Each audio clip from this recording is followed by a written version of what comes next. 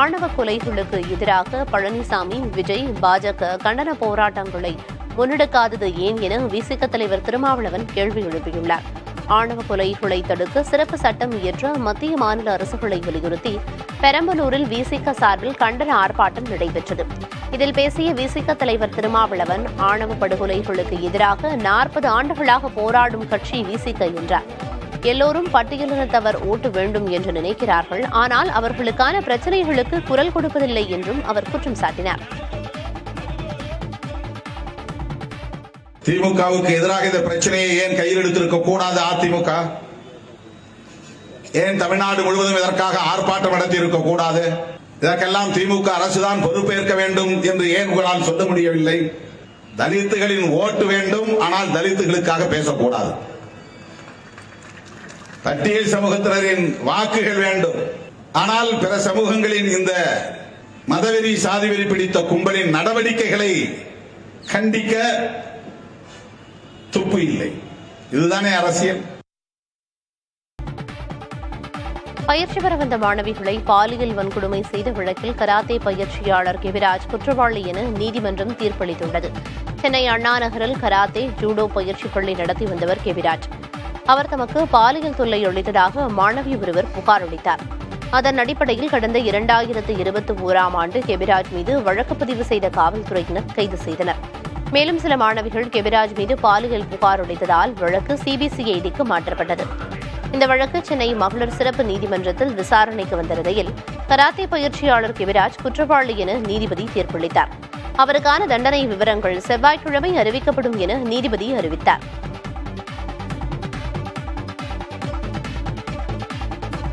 ICICI வங்கி குறைந்தபட்ச இருப்பு தொகையை உயர்த்தியது மத்திய அரசின் அனைவருக்கும் வங்கி சேவை நோக்கத்திற்கு எதிரானது என வங்கி வாடிக்கையாளர்களுக்கான பொதுநல அமைப்பு தெரிவித்துள்ளது.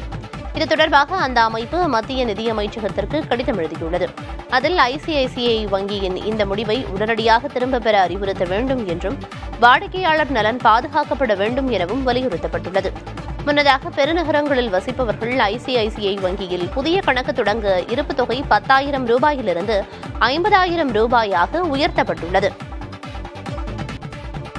கிருஷ்ணகிரியில் அதிமுக பொதுச் செயலாளர் பழனிசாமியை வரவேற்க பாஜக துண்டு அணிந்தபடி பள்ளி மாணவர்கள் பங்கேற்ற சம்பவம் சர்ச்சையை ஏற்படுத்திய நிலையில் இது தொடர்பாக விசாரணைக்கு உத்தரவிட்டுள்ளதாக மாவட்ட ஆட்சியர் தினேஷ்குமார் விளக்கம் அளித்துள்ளார்.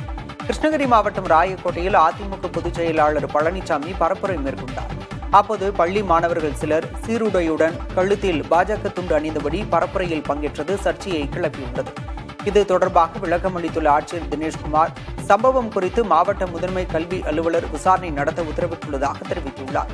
மாணவர்களை இந்த செயலில் ஈடுபடுத்திய ஆசிரியர்கள், வட்டார கல்வி அலுவலர்கள் மீது நடவடிக்கை எடுக்கப்படும் என்றும் ஆட்சியர் தினேஷ்குமார் விளக்கம் அளித்துள்ளார்.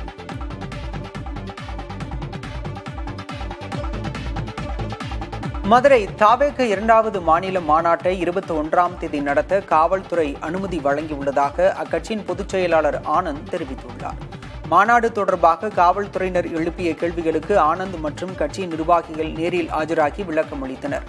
பின்னர் செய்தியாளர்களிடம் பேசிய ஆனந்த், தாவேக மாநாட்டுக்கு காவல்துறை சார்பில் பாதுகாப்பு அனுமதி கொடுத்துள்ளதாகவும் மாநாட்டு ஏற்பாடுகள் தொடர்பான கேள்விகளுக்கு உரிய பதில்களை அளித்ததாகவும் கூறினார். 21ஆம் தேதி காவல்துறை அனுமதி வழங்கியிருக்கிறார்கள். தமிழக வெற்றிக் கழகத்தின் தலைவர் அவர்களின் அறிவுறுத்தலின்படி எல்லா விதமான ஏற்பாடுகளும் நாங்கள் செய்து கொண்டிருக்கிறோம். திமுக ஆட்சியில் 4 வருடத்தில் மக்களுக்கு கிடைக்காதது 4 மாதத்தில் கிடைத்து விடுமா என பாஜக மூத்த தலைவர் தமிழிசை சவுந்தரராஜன் கேள்வி எழுப்பியுள்ளார். தூத்துக்குடி விமான நிலையத்தில் செய்தியாளர்களை சந்தித்த அவர் வாக்காளர் பட்டியல் குளறுபடியில் தேர்தல் ஆணையம் உரிய பதிலை கொடுத்துள்ளதாகவும் கூறினார். ஏன் கைது செய்யப்பட்டிருக்கிறார்? பொய் சொன்னதுக்காக கைது செய்யப்பட்டிருக்கிறார்.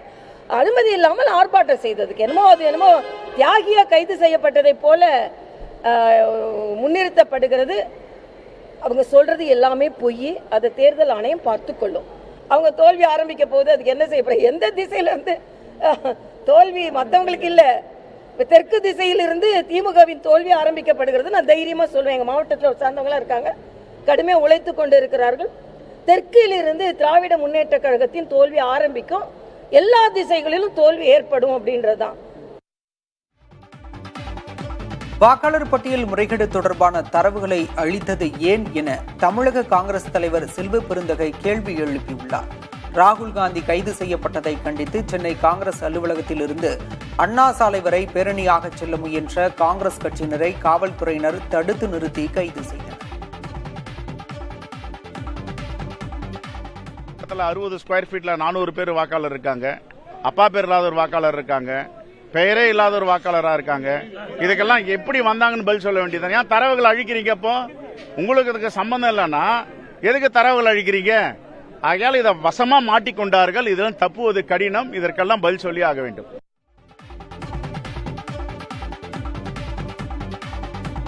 வெளிமாநில தமிழ் சங்கங்களுக்கு இலவசமாக வழங்கப்பட்டு வந்த தமிழ் பாடநூல்கள் திட்டத்தை நிதி நெருக்கடியை காரணம் காட்டி தமிழக அரசு நிறுத்தியிருப்பது கண்டனத்துக்குரியது என தமிழக பாஜக தலைவர் நயினார் நாகேந்திரன் தெரிவித்துள்ளார். பகட்டான விளம்பரங்களுக்கு கோடி கோடியாக செலவிடும் திமுக அரசுக்கு அயல் மாநிலங்களில் படிக்கும் தமிழ் மாணவர்களின் வறுமையும் தமிழ் வளர்ச்சியும் தெரியவில்லையா எனவும் அவர் கேள்வி எழுப்பியுள்ளார். தமிழின் வளர்ச்சியில் உண்மையான அக்கறை இருந்தால் உடனடியாக இந்த முடிவை கைவிட வேண்டும் எனவும் அவர் வலியுறுத்தியுள்ளார். உத்தராகண்ட் மாநிலம் டேராடூனில் பெய்த கனமழையால் அங்குள்ள தப்கேஸ்வர் கோயிலை வெள்ளம் சூழ்ந்தது. உத்தராகண்ட் மாநிலத்தில் கடந்த சில நாட்களுக்கு முன்பு மேக வெடிப்பால் பலத்த மழை பெய்தது. இதனால் ஆற்றை ஒட்டியிருந்த வீடுகள் வெள்ளத்தில் அடித்துச் செல்லப்பட்டன. இந்நிலையில் டேராடூனில் கனமழை கொட்டித்திருந்தது. இதனால் தம்சா ஆற்றில் வெள்ளப்பெருக்கு ஏற்பட்ட நிலையில் தப்கேஸ்வர் கோயிலை சுற்றி காட்டாற்று வெள்ளம் சீறி பாய்ந்தது.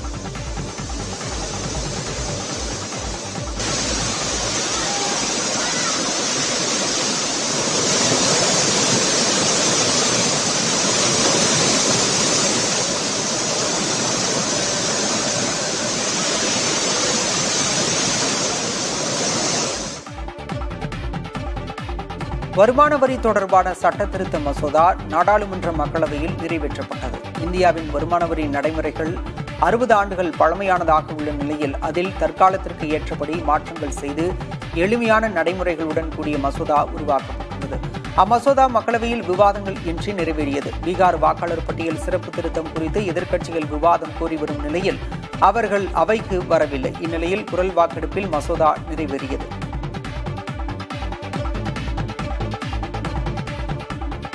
இந்திய விளையாட்டுத் துறையில் மிகப்பெரிய மாற்றங்களுக்கு வழிவகுக்கும் மசோதாவுக்கு நாடாளுமன்ற மக்களவை ஒப்புதல் கொடுத்துள்ளது. சுதந்திரத்திற்கு பிறகு இந்திய விளையாட்டுத் துறையில் மிகப்பெரிய சீர்திருத்தத்திற்கு வழிவகுக்கும் மிக முக்கிய நடவடிக்கை இது என மத்திய விளையாட்டுத்துறை அமைச்சர் மன்சுக் மாண்டவியா தெரிவித்துள்ளார். இது இந்தியாவில் பல்வேறு விளையாட்டுகளில் நிர்வாகங்கள் திறம்பட வழிநடத்தப்பட உதவும் என்றும் அவர் கூறினார்.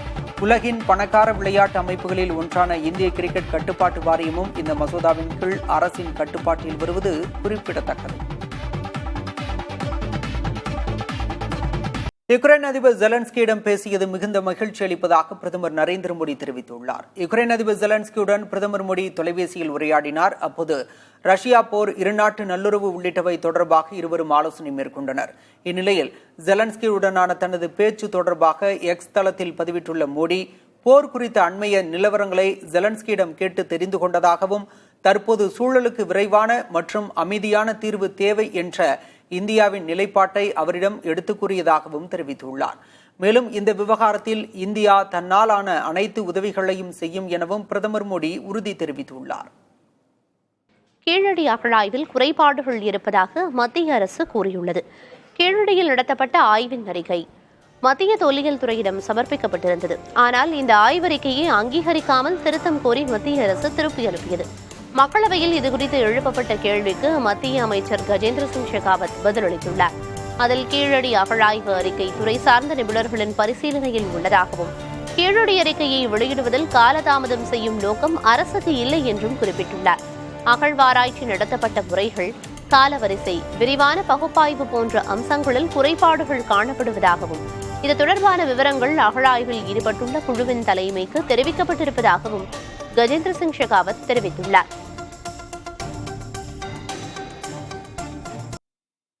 அதிமுகவின் தோல்வி மேற்கு மண்டலத்தில் இருந்துதான் தொடங்கப் போகிறது என தெரிவித்த முதல்வர் மு.க.ஸ்டாலின் கொங்கு பகுதியிலிருந்து தனது சுற்றுப்பயணத்தை பழனிசாமி ஏன் தொடங்கினார் எனவும் கேள்வி எழுப்பினார்.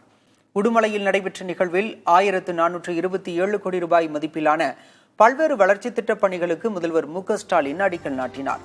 949 கோடி ரூபாயில் முடிவுற்ற பணிகளையும் திறந்து வைத்தார். தொடர்ந்து 295 கோடி ரூபாய் மதிப்பீட்டில் 19,785 பயனாளிகளுக்கு நலத்திட்ட உதவிகளை வழங்கி திருப்பூர் மாவட்டத்திற்காக 7 புதிய அறிவிப்புகளை முதல்வர் ஸ்டாலின் வெளியிட்டார்.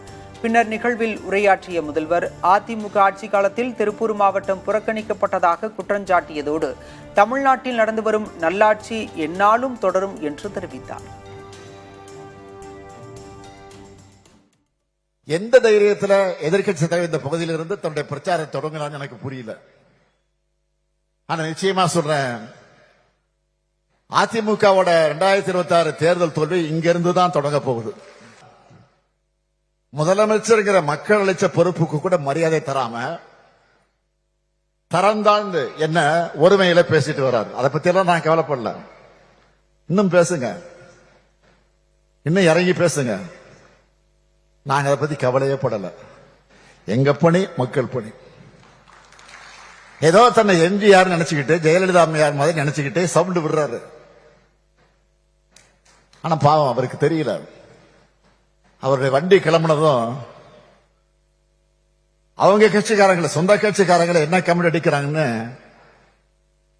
அவருடைய எந்த சதி திட்டமும் நம்ம அரசோட சாதனைகளை முன்னாடி எடுபடல, இனியும் எடுபடாது. விவசாயிகளை பழிவாங்கும் அரசாக திமுக அரசு உள்ளதாக அதிமுக பொதுச் செயலாளர் எடப்பாடி பழனிசாமி குற்றஞ்சாட்டியுள்ளார். கிருஷ்ணகிரியில் பரப்புரையில் ஈடுபட்ட அவர் இவ்வாறு பேசினார். விவசாயிகள் படுகின்ற துன்பங்கள், துயரங்கள், வேதனைகளை கண்டுகொள்வதில்லை. ஆக விவசாயிகள் கடுமையாக பாதிக்கப்பட்டாங்க. அண்ணா திமுக ஆட்சி மலர்ந்துடன் இதற்கெல்லாம் விடிவு காலம் பிறக்கிறது. சங்கங்கள் கொடுத்தோம், அம்மா இருசக்கர வாகனம் கொடுத்தோம். இப்படி நிறைய திட்டங்களை ஏழைகள் கொடுத்த உயர்ந்த அண்ணா திமுக அரசாங்கம் மீண்டும் உங்களுடைய பேர் ஆதரவோடு அண்ணா திமுக அரசாங்கத்துடன் எல்லா ஏழைகளுக்கும் ஆக்கப்பட்ட மக்களுக்கும் அற்புதமான காங்கிரஸ் வீடு கட்டிக் கொடுக்கிறார். அமெரிக்காவின் கடுமையான வரி விதிப்புகளுக்கு மத்தியில் 50 நாடுகளுக்கு ஏற்றுமதியை அதிகரிக்கும் முயற்சியில் மத்திய அரசு ஈடுபட்டுள்ளது. இதன் ஒரு பகுதியாக மத்திய கிழக்கு மற்றும் ஆப்பிரிக்கா போன்ற பிராந்தியங்களில் உள்ள 50 நாடுகளை இலக்காக கொண்டு வர்த்தக கொள்கைகளை வகுத்து வருவதாக தெரிவிக்கப்பட்டுள்ளது. இந்த நாடுகள் இந்தியாவின் மொத்த ஏற்றுமதியில் 90 விழுக்காடு பங்களிப்பை வழங்குகின்றன. முன்னதாக நடப்பாண்டின் ஏப்ரல் முதல் ஜூன் வரையிலான காலங்களில் இந்தியாவின் ஏற்றுமதி 1.92 விழுக்காடு அதிகரித்து 9,75,000 கோடி ரூபாயாக அதிகரித்திருந்தது. தமிழகத்தில் 5 மாவட்டங்களில் கனமழை பெய்ய வாய்ப்பு உள்ளதாக சென்னை வானிலை ஆய்வு மையம் தெரிவித்துள்ளது. வானிலை மையம் வெளியிட்டுள்ள அறிக்கையில் விழுப்புரம், கடலூர், தஞ்சாவூர், புதுக்கோட்டை, சிவகங்கை மாவட்டங்களின் ஓரிரு இடங்களில் கனமழை பெய்யும் என்று கணிக்கப்பட்டுள்ளது. திருவள்ளூர், ராணிப்பேட்டை, நீலகிரியில் 12ஆம் தேதி கனமழைக்கு வாய்ப்பு உள்ளதாகவும் வரும் 17ஆம் தேதி வரை தமிழகத்தில் மிதமான மழை பெய்யும் எனவும் தெரிவிக்கப்பட்டுள்ளது. சென்னையில் 2 நாட்களுக்கு இடிமின்னலுடன் கூடிய மிதமான மழை பெய்யும் எனவும் வானிலை ஆய்வு மையம் கூறியுள்ளது.